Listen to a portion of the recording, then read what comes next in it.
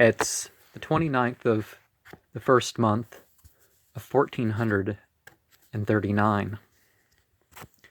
And via this book and some related issues, I thought I'd like to talk about political Islam. And you see again there the three traditional flags: the green for wholeness, the black for striving, and the white for, mastery. And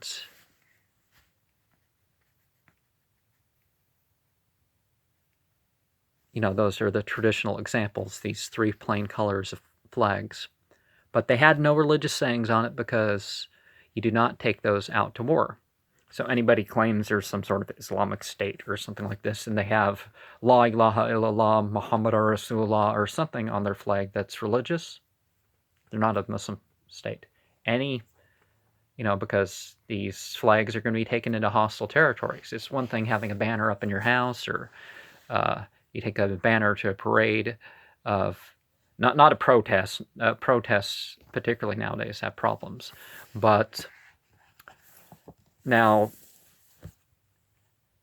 Nasim Ahmad Jawed's book is about, it focuses on Predivided Pakistan, because the Pakistan-India split, and it talks about what comes after.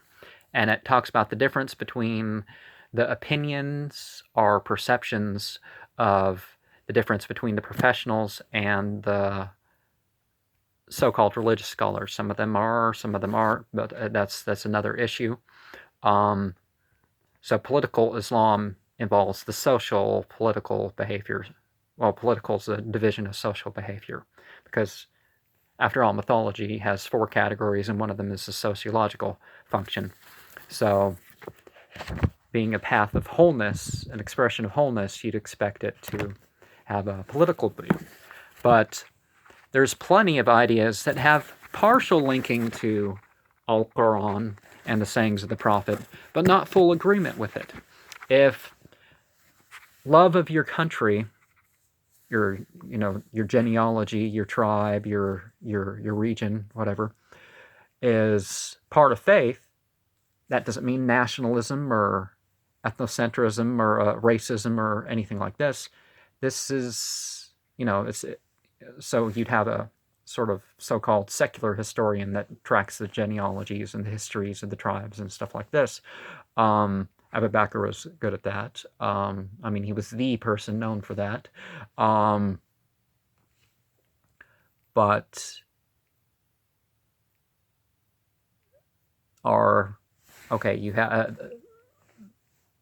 you have a leader pick this way, but they don't involve the rest of it. You have the punishments, but not the criteria of finding guilt or something like this. So a lot of things end up sounding bad. Now, yes, it's good they implemented this or took this into effect. Or honestly, let's admit it here, it would be worse if they didn't have this good principle in the middle of this here.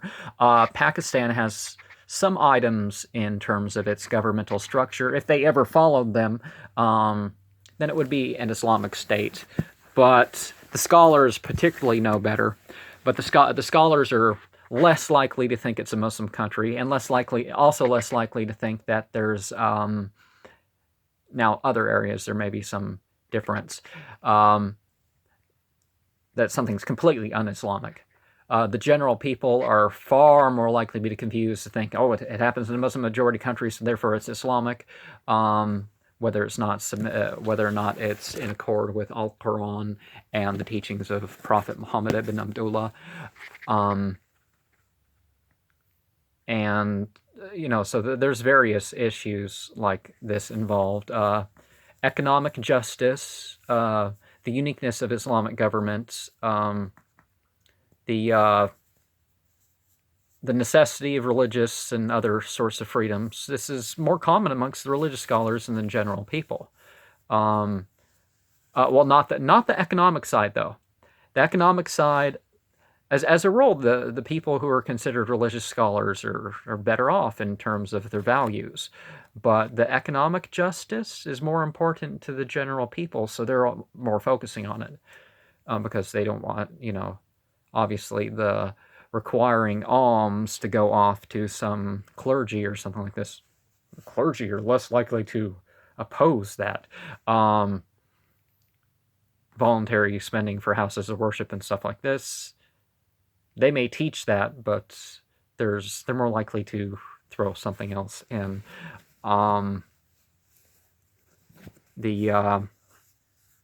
But they also are more likely to follow in traditions making things stricter than what the faith has actually said. So political Islam does have some reality, but when someone says political Islam, it's a so-so sort of statement. You don't know whether it's not popular Islam. That's a much more serious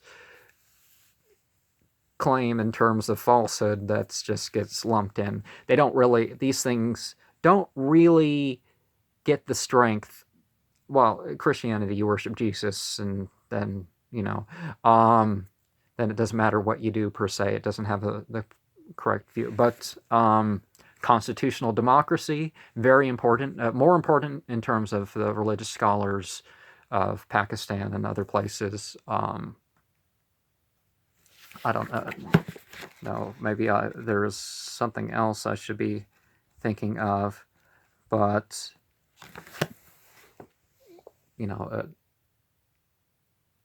it's a whole system. So let's not criticize people because of. Let's not lump everything any country does, and even if it's a mostly Islamic. I mean, come on, America has plenty of the values that would be expected Islam-wise. The millet system of the Turks in particular was better than a lot of countries. I mean, really higher taxes, more requirements on the people and stuff like this, less freedom to live your religious communities as you will. I mean, some bounds, not forced marriages and a bunch of other stuff. But, this guy obviously has a secular mindset, so he wants to blame more of the conservative ideas that have popped up because it's been done and somebody else does it. But yeah, it's an interesting book here with all its charts. It has this detailed questionnaire. It has, the method of establishing the law and enterprise and distribution of wealth and property management and ideas of punishment and differences between the sexes and the different classes of people and stuff like this.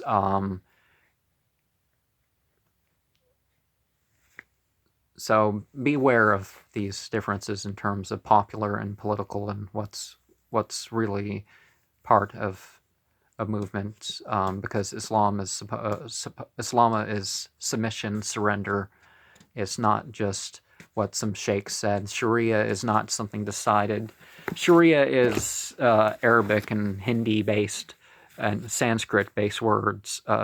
Sharia, Shariat for the type of law you prefer. So let's not be confused about that. Sunnah, as in traditions, hadith is in saying. So let's not be confused about statute law being determined for forever, or things being. I mean, we're constantly reinterpreting the law and our political situations and how to deal with the environment, the principles being followed thereby. But so whether or not your country, in one sense or another, I mean, whether or not you're part of a country or in one sense or another, raise your flags of green, black, and white. Now, the flag, if it doesn't violate the principles, I suppose other things are permissible, but let's be wary of certain things like. Now, some have raised. It's good to look up to the actual martyrs, but martyrdom's not the point. Killing's not the point. Even in war, that's not the point. The Islamic vision in that respect, there's no wars of conquest. Yes, disbelievers were fought, but it wasn't because they were disbelievers or apostates or blasphemers or something like this. later periods, some of that occurred, but it's far less common than you think it is. A lot of things are far less common. Apparently, Pakistan has more provision for religious freedoms of people who don't accept Islam. There is the Ahmadi situation that even though there's a problem with their belief that, they're not recognized. But if they accept themselves as Muslim, they accept themselves as Muslim. They don't have to have recognition by the state. No one should have to have recognition by the state of being what you are. You are what you are.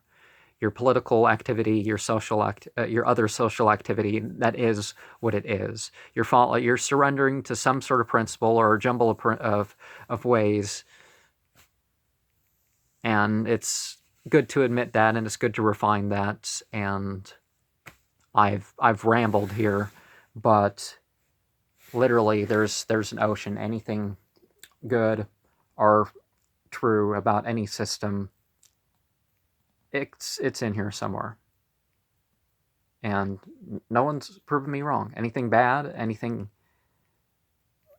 that's a lie, it's condemned here somehow. Prove me wrong.